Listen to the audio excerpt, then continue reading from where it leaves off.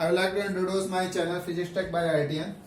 Earlier, before that some month, I started this channel, but till now I uploaded only physics videos. Some topic it is not in sequence or some randomly some topic I picked and started to shoot the video. And but today I would like to introduce my friend Mr. Kareem. He will start math classes also. So I would like to request like and subscribe my channel Physics Tech by IITN. You will get update about physics and mathematics, all topics one by one for the IIT JEE or NEET level. So for NEET student, mathematics is not important, but you will get an update about the physics. So Mr. Kareem will start the class today for the mathematics. Welcome.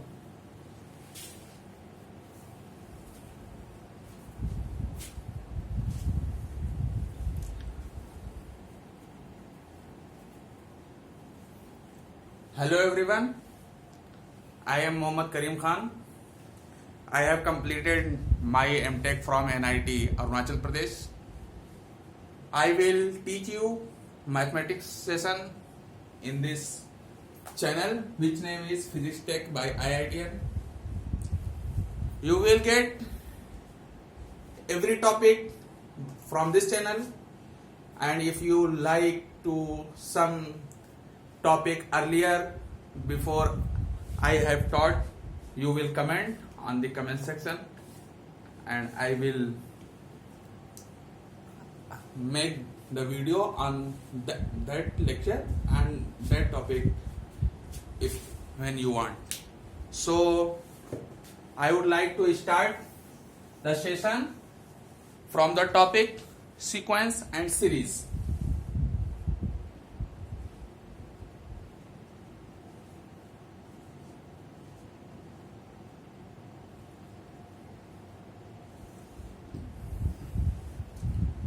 तो sequence and series आप लोगों ने ये topic 10th में भी पढ़ा होगा, उसका एक छोटा सा पार्ट पढ़ा होगा, पूरा टॉपिक तो नहीं पढ़ा, छोटा सा पार्ट पढ़ा है। मैं इस टॉपिक से इसीलिए स्टार्ट कर रहा हूं ताकि 10th के बच्चों को भी ये बहुत ही हेल्पफुल हो। सीक्वेंस एंड सीरीज नाम से ही पूरा पता चलता है कि इसमें जो भी नंबर्स आएंगे वो कोई ना कोई एक सीक्वेंस फॉलो कर रहे होंगे, एक सीरीज में होंगे। अब वो कैसे हमें मिलेगा? या तो कोई नंबर प्लस करने से मिलेगा, या माइनस करने से मिलेगा, या मल्टीप्लाई करने से मिलेगा, या डिवाइड करने से मिलेगा। तो इसको दो पार्ट में डिवाइड किया गया है, या तो वो प्लस या माइनस करने से मिलेगा, या मल्टीप्लाई या डिवाइड करने से मिलेगा। तो मल्टीप्लाई और डिवाइड को तो हम एक ही बात बोल सकते हैं। जैसे हमें कोई नंबर मिल रहा है, x को मल्टीप्लाई कर रहे हैं 2 से, या ऐसे समझिए x को मल्टीप्लाई कर रहे हैं 1/2 से। इसको ऐसे भी तो बोल सकते हैं कि x को हम 2 से डिवाइड कर रहे हैं, या x को 1/2 से मल्टीप्लाई कर रहे हैं। तो मल्टीप्लाई और डिवाइड को तो हम एक ही साथ में समझ लेंगे। तो इसी पैटर्न पे हम आपको बताते हैं कि इस सीरीज को हम पहचानते कैसे हैं कि ये कौन सी सीरीज है। तो एक हम नंबर ले रहे हैं, सीरीज हमारी 1 से स्टार्ट हो रही है, उसके बाद अगला नंबर हमें मिल रहा है 4, उसके बाद मिल रहा है 7, उसके बाद मिल रहा है 10, और ये ऐसे ऐसे इसी सीरीज में आगे बढ़ रहा है। और अगर हम ये तो हमारा क्या हो गया, प्लस होने से मिल रहा है। अगर हमें माइनस होने से नंबर मिल रहा होता, जैसे इसी सीरीज को हम अपोजिट डायरेक्शन से देखें, जैसे हमारा सीरीज 100 से स्टार्ट हो रहा है, उसका अगला नंबर हमें मिल रहा है 95, उसके बाद 90, 85। तो इसमें क्या है, हमारा ये सीरीज -5 मतलब 5 घटाने से हमें मिल रहा है, 5 सब्ट्रैक्ट करने से मिल रहा है। यहाँ पे क्या हो रहा था, यहाँ पे हमारा 3 एडिशन से मिल रहा था, यहाँ 5 सब्ट्रैक्शन से मिल रहा है। इसी तरीके से हम देखते हैं मल्टीप्लाई का।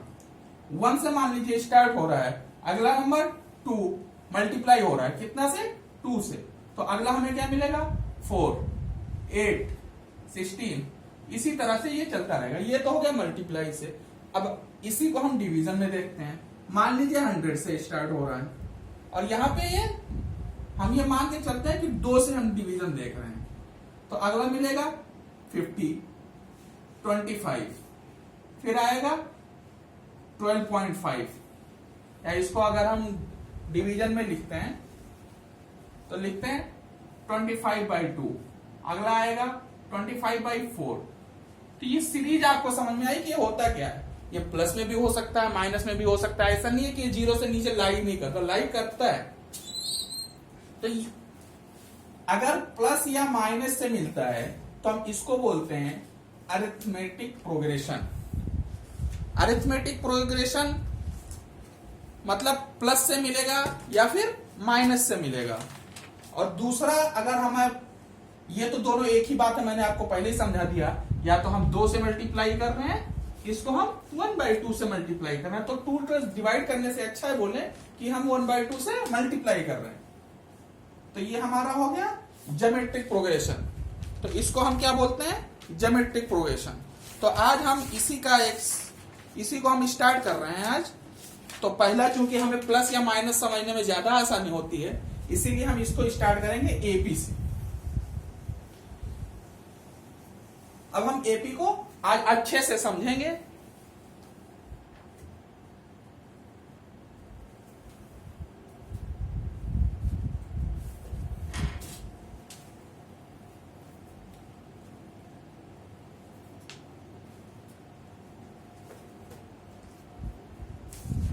सीक्वेंस एंड सीरीज में आज हम एपी को अच्छे से समझेंगे कि अगर हमें कोई एक छोटी सी सीरीज दी हुई है, उसी का कोई अगला नंबर कहीं का भी पूछ रहा हो, 1000वां नंबर, 2000वां नंबर या 100वां नंबर, 10वां नंबर, कोई भी पूछ रहा है, तो उसको हम कितनी आसानी से बता सकते हैं।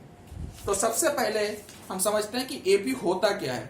एपी एक सीक्वेंस होता है जिसमें अगला टर्म कोई भी एक फिक्स नंबर या तो एडिशन करने से मिलेगा या सब्सट्रैक्शन करने से मिलेगा, मतलब या तो जोड़ने से मिलेगा या घटाने से मिलेगा। तो हम उस सीरीज को बोलेंगे ये एक एपी में है।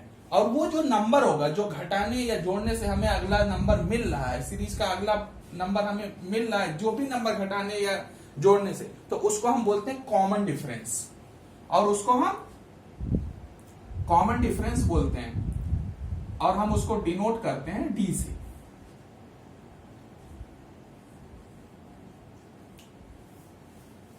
अब हम इसके लिए फार्मूला पढ़ते हैं कि अगर हमें कोई भी टर्म निकालना हो तो उसको हम किस फार्मूले को यूज करके हम किसी भी क्वेश्चन को 1 मिनट के अंदर कैसे सॉल्व कर सकते हैं।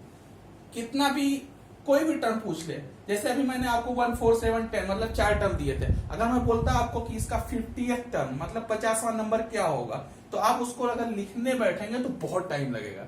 लेकिन उस क्वेश्चन को हम 10 सेकंड में कैसे सॉल्व कर सकते हैं, ये देखिए। इसके लिए हम फार्मूला पढ़ते हैं। जैसे मैंने आपको दिखाया था 1 4 7 10, इस तरह की एक सीरीज थी। तो इसके लिए जब हम जनरल फार्मूला पढ़ेंगे तो उसमें हम उसको किसी न किसी नोटेशन देंगे उसको। जैसे पहला टर्म का नोटेशन हमेशा ए है। और ए क्यों है? क्योंकि अल्फाबेट में सबसे पहले ए आता है इंग्लिश में, इसलिए हम इसको ए से डिनोट करते हैं। और कॉमन डिफरेंस मतलब ये जो 4 होगा ये हमें कैसे मिलेगा? ए में जो कॉमन डिफरेंस था उसको ऐड किया तो हमें a प्लस डी मिल गया, मतलब दूसरा टर्म 1d ऐड करने से मिला। इसी तरह ये कैसे मिलेगा? अब जब इसमें d ऐड करेंगे मतलब a plus D plus D, ये तो हमारा इससे पहले वाला टर्म था, इसमें हमने d ऐड किया तो क्या मिला? a plus 2d। तीसरा टर्म कैसे मिला? a plus 2d। ऐसे ही ये वाला टर्म कैसे मिलेगा? अब इसमें जब d ऐड करेंगे मतलब जब a प्लस 2d में जब हम d ऐड करेंगे तो हमें चौथा टर्म मिलेगा a प्लस 3d। तो ये इसको देखने के बाद हमें ये समझ में आता है कि जो भी नंबर ऑफ टर्म्स हम निकाल रहे होंगे उससे एक कम d को ऐड कर देंगे। जैसे यहाँ पे एक था पहला टर्म तो a प्लस 0d, मतलब मैंने d को ऐड ही नहीं किया। दूसरा टर्म आया तो 1d, तीसरा टर्म आया 2d, चौथा टर्म आया 3d। तो इसी तरह से अगर हमारा nth टर्म आएगा, nth टर्म जो आएगा हमारा, मान लो n की वैल्यू 10 है तो 10वां टर्म जो आएगा, अगर n की वैल्यू अगर हम 10 लेते हैं तो क्या आएगा? a प्लस 9d, मतलब एक कम। अगर यहाँ पे n है तो यहाँ पे क्या होगा? n minus 1। तो इसी से देख के हमें यह फॉर्मूला नजर आ जाता है कि हमारा जो nth टर्म होगा Tn, वो क्या होगा a plus n minus one into D. इस फॉर्मूले को अगर हम याद रखेंगे तो इसमें कोई भी नंबर ऑफ टर्म दे दे, आप उसका आंसर तुरंत का तुरंत निकाल सकते हैं। अगर आपको nth टर्म दे दे तो आप n की वैल्यू निकाल सकते हैं कि ये टर्म कौन से नंबर पे आएगी।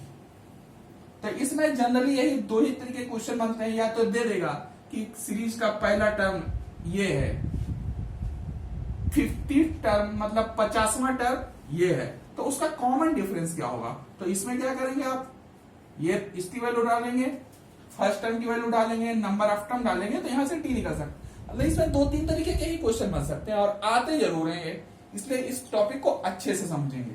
और आइए अब इसके बाद इस पे एक अच्छा सा क्वेश्चन करते हैं ताकि ये फार्मूला समझ में आए। फार्मूले को एक किनारे लिख लेते हैं ताकि बाद में अगर इतना जल्दी याद तो होता नहीं किसी को, तो उसको देख के कर सके। जितना ज्यादा प्रैक्टिस करेंगे फार्मूला उतने ही अच्छे से याद रहेगा, क्योंकि प्रैक्टिस ही इंसान को एक सफल इंसान बनाता है। अब आइए एक सीरीज लेते हैं और उसका हम निकालने की कोशिश करते हैं कि उसको दो तीन तरीके से, एक ही सीरीज को हम दो तीन तरीके से सॉल्व करेंगे।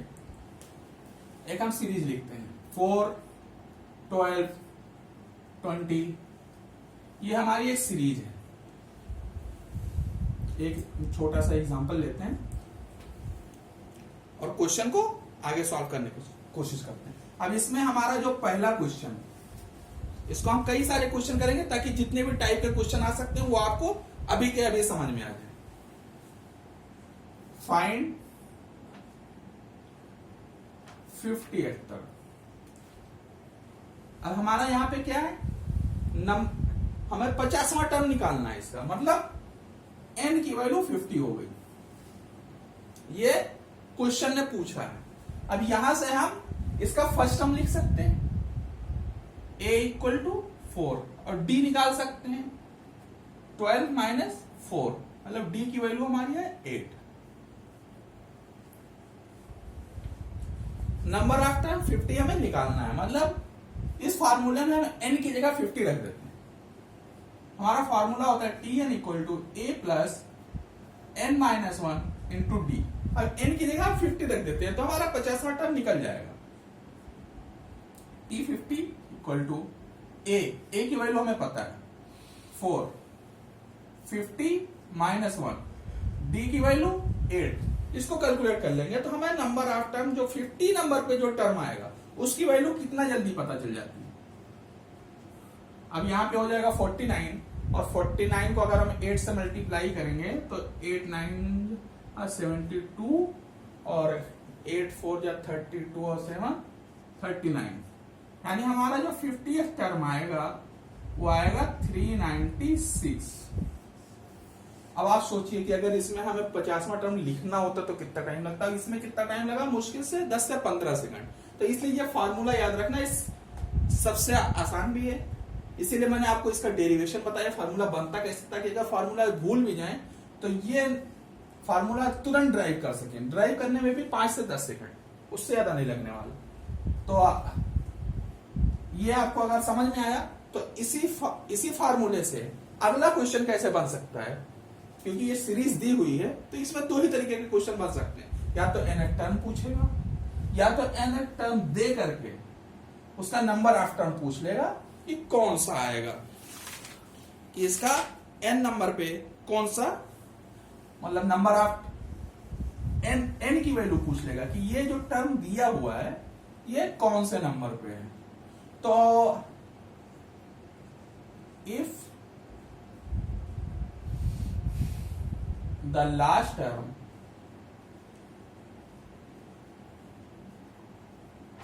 of series is 108, then find n।